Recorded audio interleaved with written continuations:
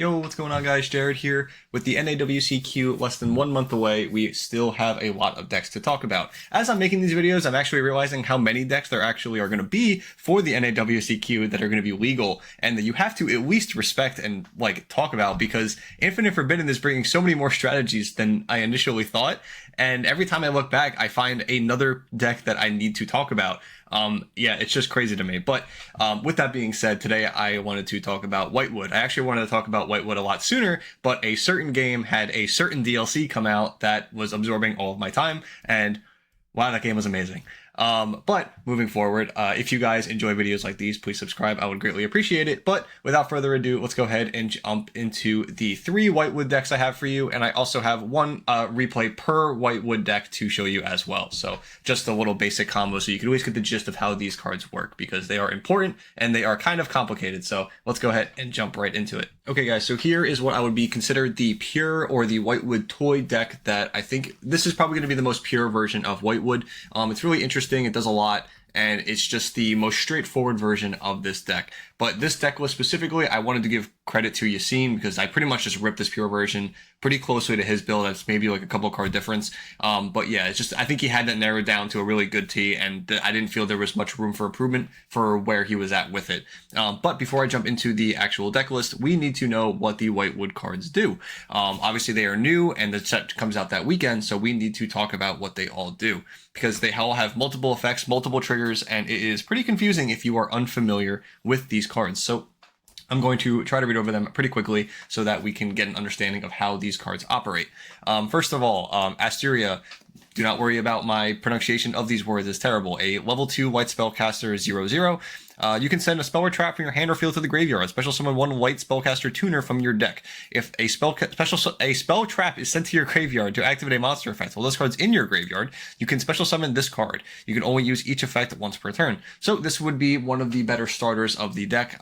Being able to special summon a white tuner from the deck is very, very important, and it is also very, very prone to hand traps, as you might be able to tell. Sending these cards to the graveyard, for these spawn traps to the graveyard, is a cost. So if you find themselves sending not the Whitewood spell trap cards to the graveyard, usually there is a pretty big drawback and you're just kind of losing that card. So if you are actually able to stop a card like this, might be able to stop them in their tracks. Next we have Ricka of the Whitewoods. If you control a Whitewoods monster, you can special summon this card from your hand. You can send 1 spell or trap card from your hand or field to the graveyard to draw 1 card. If this card is in your graveyard, quick effect, you can target 1 Whitewood synchro monster you control or in your graveyard, return it to the extra deck, and if you do, special summon this card but negate its effects, and you can only use each effect once per turn. So this is a level 4 tuner monster spellcaster light. Again, something to keep in mind, the level 2 monsters are non-tuners and the level 4 monsters are tuners. So the 4s are tuners, 2s are non-tuners. Just something to keep in mind as a general rule of thumb. So again, this is like a very nice extender for the deck, and you get a free draw, but it's nothing like a starter, just a nice little extender. The other level 4 monster also shares the same effect in the graveyard, where a quick effect you can return a synchro. That is very, very strong, and also helps dodge hand traps on your opponent's turn for things like maybe like Imperm or some other annoying card that I'm just kind of mind blanking right now. But anything that targets your Whitewood synchro, you are able to chain this in the graveyard to get rid of it, to make sure that that synchro could still resolve if it's something that targets it like that. So just something to keep in mind. Next up, Rosette of the Whitewoods, level 2 spellcaster, non-tuner. You can send 1 spell or trap from your hand or field to the graveyard. Special summon this card from your hand, then add 1 Whitewoods monster from your deck to your hand, except herself. If a white spellcaster tuners is special summoned to your field during your opponent's turn while this card's in your graveyard, you can add this card to your hand. So again, keep in mind the level 2s can come back from the graveyard for free if their conditions are met. Obviously, this one being a white spellcaster tuner being summoned, it goes back to your hand. And then Asteria, this one is if a spell or trap is sent to your graveyard to activate a monster, it special summons itself.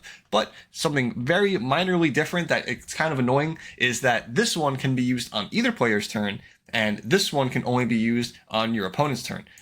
Just very kind of annoying little minor text changes that you have to know, or else 1, you might accidentally get cheated if you don't realize that it's happening, or 2, it's just frustrating because you need to know this if you're playing this or playing against it. Very, very important just to know how these cards work.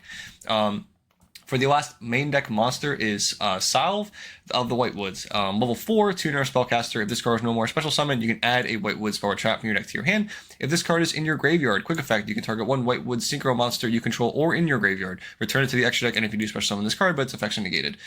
So again, the actual search effect of this card is obviously very, very strong, and there's a lot of strong cards you can get with it, but most of the time is like 2-card combos that you need at least to be able to play with these cards, which again, I'm not saying it's not a bad thing, but it's also like in comparison to something like Snake Eye, yes, it is a bad thing, because the way that decks are built now, it feels so like too optimal almost, and these cards don't feel that good, but when they're comboing, they're great.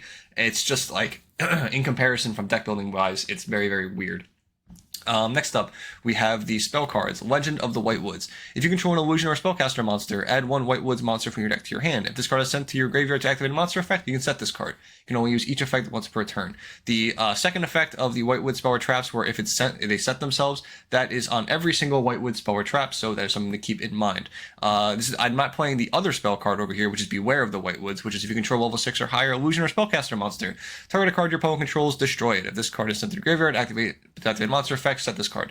Again, this card just isn't that great. It's a form of removal. You can play one, but it's in comparison to the other Sinful Spoils card that is not really played to be able to move a card into the spell or trap zone. It's kind of the same thing. It's just a normal spell card removal that I really doubt is going to see a lot of play, but it's just an option. And maybe you should keep it in the back of your head that this card exists, because you can get caught off guard if they search this, and you might accidentally play into it. Next up is the only trap is Woes of the Whitewoods. Special summon one Whitewoods monster from your hand or deck, then immediately after this effect resolves, you can synchro summon one Whitewoods monster. If this card is sent to the graveyard, you can activate this effect, set this card. So again, you get double sets, you get double activations of your Whitewood monsters by sending these, or their actual effects are actually really good, like this one being a Rhoda to search for any of them, and this one being a emergency teleport and quick synchro is insane. I really can't fathom that enough how good this card is, and there's a lot of utility with this. It is ridiculous. Now, that is it for the actual Whitewood main deck cards. I'm going to go to the extra deck real quick so we can talk about their synchro monsters. My favorite synchro monster that they got is definitely Rakilla, Wicked of the Whitewoods. This is a level 6 white spellcaster tuner synchro. It's generic. If this card is special summon, you can send a spell or trap from your hand or field to the graveyard, add one Whitewood cards or one white spellcaster monster from your deck to your hand. You can only use each of the effects once per turn. Illusion spellcasters, synchro monsters you control gain 500 attack. Also, they cannot be destroyed by your opponent's card effects. Very, very good. That last effect is something that a lot of people are most likely going to forget and probably accidentally play into, but just something to keep in mind. The main part of this, if it's summoned, obviously is getting the search. That's definitely the main part. Next up, the other level 6 synchro. This is your main form of interruption, I would say, for the Whitewoods themselves. This is Silvera, Witchwolf of the Whitewoods. Again, level 6, generic white tuner synchro. If this card is special summon, you can change all face-up monster your opponent controls to face-on defense position. Illusion and spellcaster type synchro monsters you control gain 500 attack. Also, if they attack a defense position monster, inflict double piercing battle damage to your opponent. That is huge. That is a clean way to end a game for this deck. Also, you might have noticed that this card does not say once per turn on it anywhere. If this card is special summoned more than once, or if you have multiple copies of this card to special summon, you are able to Book of Eclipse your opponent multiple times. That is insane. You might notice that I'm also playing very low numbers of the Whitewoods synchro monsters themselves, and that is because the level 4s shuffle them back in all the time. You do not need a lot of this. Every turn you can shuffle back in 2 synchro monsters from your graveyard back into your deck, and that makes it almost similar to Fiendsmith in that regard, where you don't have to play a lot of them in your extra deck, which again is just getting to a very fine-tuning level of deck building, which is kind of scary, but that's a whole nother video discussion. So yeah, that is it for all of the Whitewoods cards. Now, there is one more little set of cards that I want to go over that go with the Whitewoods cards very, very well, and that is the toy cards. These toy cards just came out in Battles of Legend, and they are probably sitting in your bulk if you bought this set, but they are extremely good for Whitewoods, and I highly recommend having them for when Whitewoods come out if you are interested in the deck. So the first card is Toy Box, a continuous spell. Once per turn, when your opponent monster declares an attack, you can send one face-down card you control to the graveyard, destroy that opponent's monster. Once per turn, you can activate one of these effects. From your hand, deck, or face-up monster zone and or graveyard, choose up to 2 monsters with toy in their name, and that can be set themselves from their hand as spell and trap cards. Set them in your spell and trap zones as spells.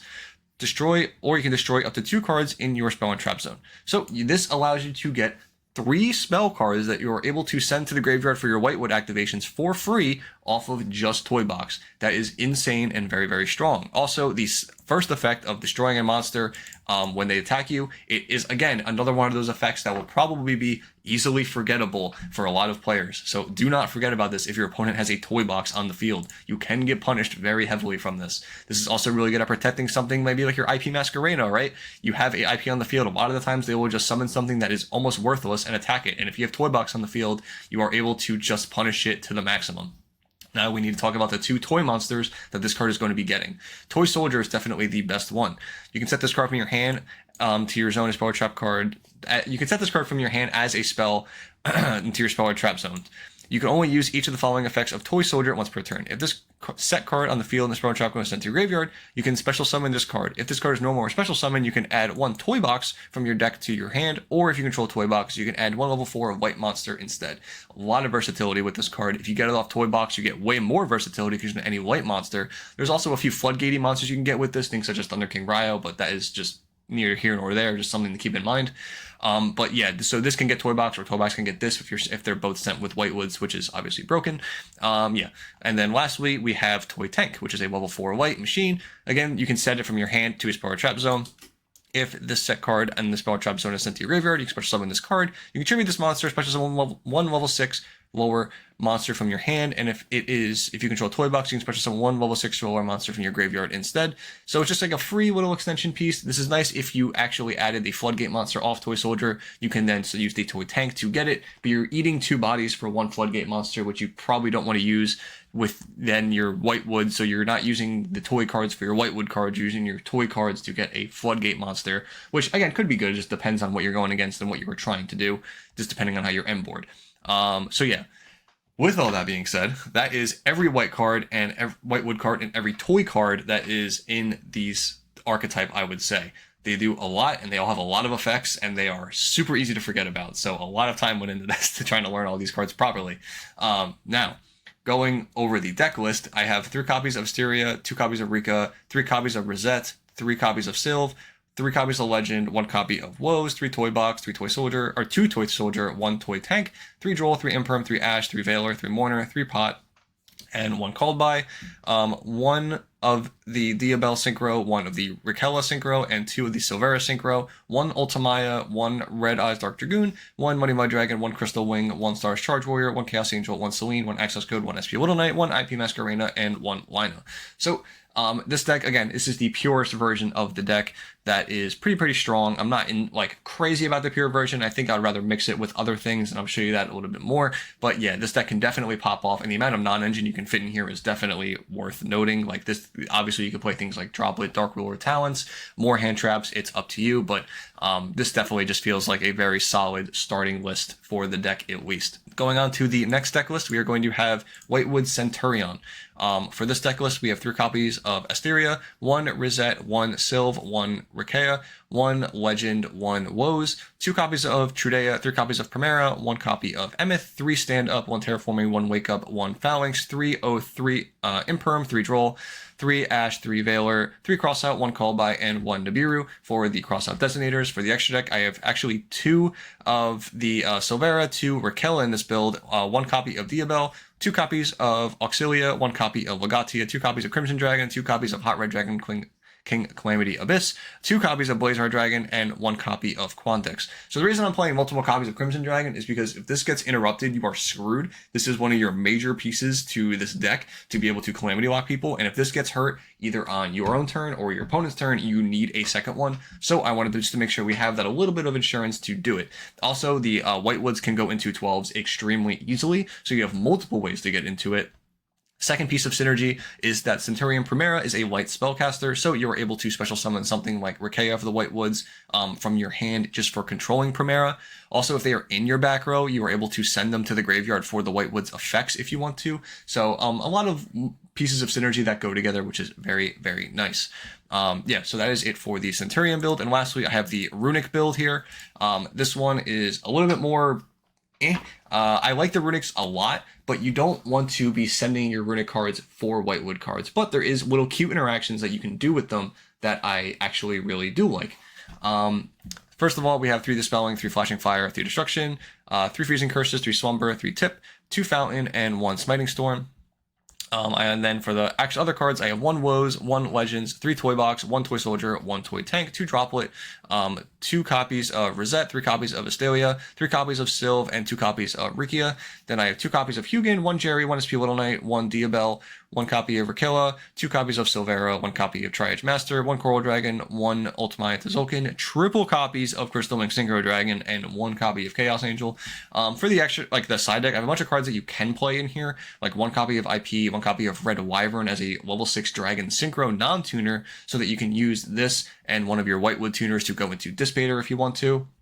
1 copy of Omega Calamity Lock that you can play in this build as well. Again, you can make 12s, so you can actually go into Legatia and go into Crimson Dragon so that you can Calamity Lock in this deck. But again, Calamity Locking in a Runick deck is not really the best strategy because you cannot like OTK them on the following turn. You kind of just have to sit there and look at them and hope they can't break it on the next turn, and you also can't use your Runick cards on that next turn because you want to end the game.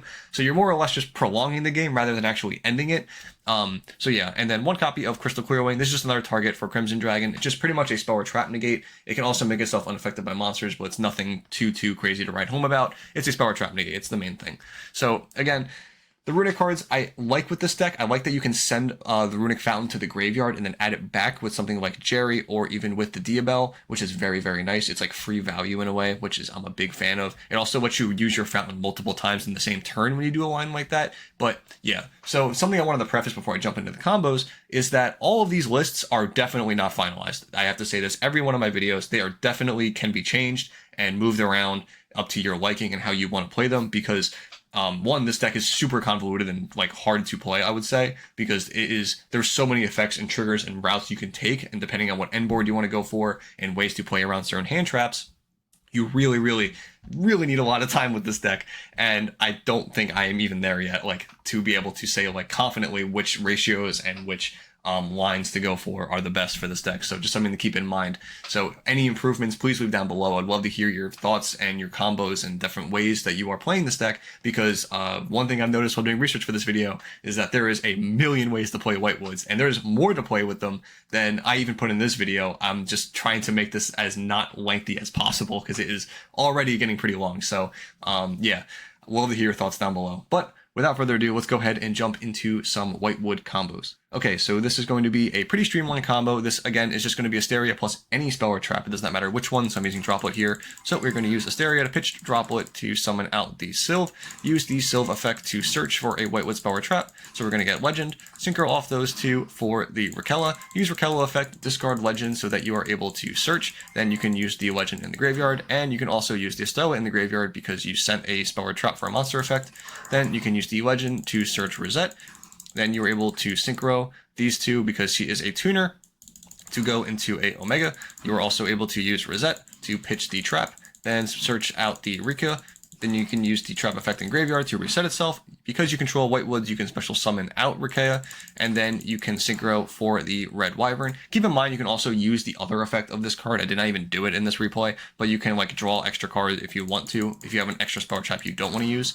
Then we can use the graveyard effect to special summon herself back out, and then you're able to synchro the Red Wyvern and the level 4 tuner to go into Bestial Dissipator. Then you can use the Omega to rip 2 cards out of your opponent's extra deck, and then you still have the Dissipator on the field as a negate, and you also have the trap to special summon one out if you wish to. It is completely up to you, but that is just a very simple line that this deck can do. Again, that is extremely simple, and there is a lot of other lines that you can do with this deck. That I just wanted to keep this as simple as possible. But let's go ahead and jump into the next replay. Okay, here is the Centur-Ion replay now. We are going to use Asteria to go into the Sylve effect, get Rosette.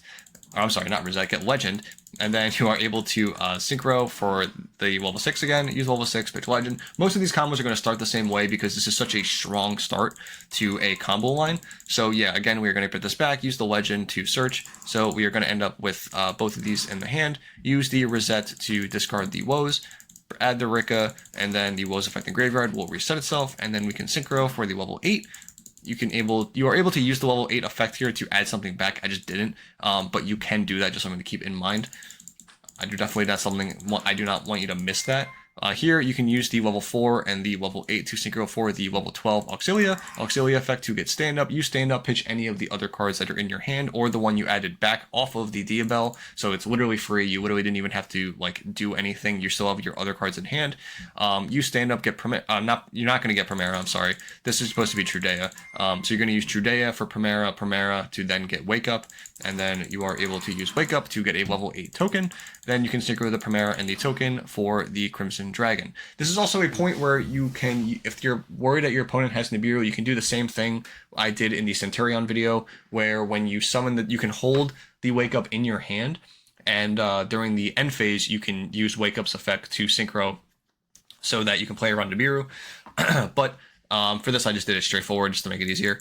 And then you can use Wake Up to dump the Phalanx, and then you're pretty much set for your opponent's turn to use Calamity, and then you can also use Woes to summon out a level 4 so that you are able to synchro on your opponent's turn for the Book of Eclipse as well. So you have a lot of forms of interaction here, and then you also have Whitewood synchros in the graveyard, so you're able to shuffle them back to summon out more guys if you want to. So you have multiple ways to play this. You can also summon a Legati on your opponent's turn, I believe, with how many bodies you have, which is really, really cool. So, yeah, just that is it for the Centur-Ion replay. So let's go ahead and jump into the last one, which is the Runick replay. Okay, guys, so for the Runick replay, this is going to be any Runick plus Asteria. Again, I'm keeping this Asteria just because it's the most simple. There are plenty of combos with the other ones too. I don't want you to think that it's just her is the only combo line. The problem is this deck, again, it's like Ritual Beast. It's so convoluted and there's so many combos that there's no way I could have fit it into one video. So please, if you were interested in this deck, be testing this deck like right now, because it is so complicated if you're going to play this at the NAWCQ. So again, we're going to be using these two. Again, this combo is going to start off the same until we get to the level 8 synchro. So again, we're going to use the Sylve to get the Legend, and then we're going to synchro for the level 6, use the level 6, discard the Legend to get the Woes, and then you're able to bring back the level 2 from the graveyard, set the the Legend, synchro for the level 8, use the level 8 to get back the Runick spell, and this is where our combo can change. Keep in mind, if you discard the Whitewood spell or traps off of Runick spells, they do come back to the field because they are still being sent to the graveyard to activate a monster effect, which is very, very nice. So Hugin counts towards that. So again, we're going to use Legend, get Reset as normal, special summon Reset, discard the trap, and then we're able to Surge Rika, use the trap in graveyard to set itself, and then we can special Rika, and then from here we can synchro those two into the Tri-Edge Master to get a free draw. Again, drawing in Runick decks is disgusting, so just something to keep in mind. Then we can use Runick Destruction that we started with to discard whatever card we drew for Runick Fountain. And then we are able to put one back to special summon out Rika from the graveyard, synchro the Hugin and the level 4 to go in the Coral Dragon, and then we can synchro the Tri-Edge Master and the Coral Dragon to go into Ultimaya Tzolk'in, use Coral Dragon effect to draw another card. So again, this is going to be the Smiting Storm. Then we can set the Runick Fountain that we have guaranteed so that we can summon out a Crystal Wing Synchro Dragon. Here we can activate Fountain, and then we have two different ways to play this on your opponent's turn. It is up to you on what other cards you have, and two, what you are playing against. So I'm going to show you both ways just so you can get an idea, but just something to keep in mind. So if your opponent activates anything, you can use Diabell to send the trap to then summon out Silvera. Silvera effect will Book of Moon your opponent's board, and then you will also use Woes in graveyard and the Reset in graveyard to add herself back, reset the Woes, and then Ultimaya again will trigger to summon out another copy of Crystal Wing. So you have double Monster Negate, Book of Eclipse, and a guaranteed Runick setup going for you in this line. The other line, we're going to put everything back, is we're going to use the Diabell to send the Fountain or any other spell or trap that we have. It does not have to be the Fountain. I'm just using it for this example. Let's say this wasn't a Runick spell, to be able to summon out Silvera again to do the massive Book of Moon. And then from here, we can still use Reset to special summon herself back out. Then we can use Woes of the Whitewoods to special summon out a level 4 monster. This is supposed to be here from when I used Diabell's effect. So the same time I added Reset, Asteria would come back, so you have a level 2 now. You use Woe's effect to summon out the level 4, and then you can synchro the 2 and the 4 to go into another copy of Silvera for another Book of Eclipse. So again, Book of Eclipsing is really, really strong because those monsters cannot move, especially against something like Snake Eye, hitting something like Ash Poplar, and then if they have one more extender, if you do it again, they are no way they are playing. So yeah, that is a huge, huge line of play there. And then you still have the one floating monster negate and everything else on the field as well. So that is going to do it for this video. These decks are super, super complicated, and Whitewoods is definitely one of the harder ones to learn, and there's a million ways to play them. So again, I would love to hear your thoughts down below of what you guys are doing with Whitewoods and the builds you are trying out, because oh man, this deck is a lot. So overall, thank you guys for watching. Please subscribe if you enjoyed, and I will see you in the next video. Bye guys.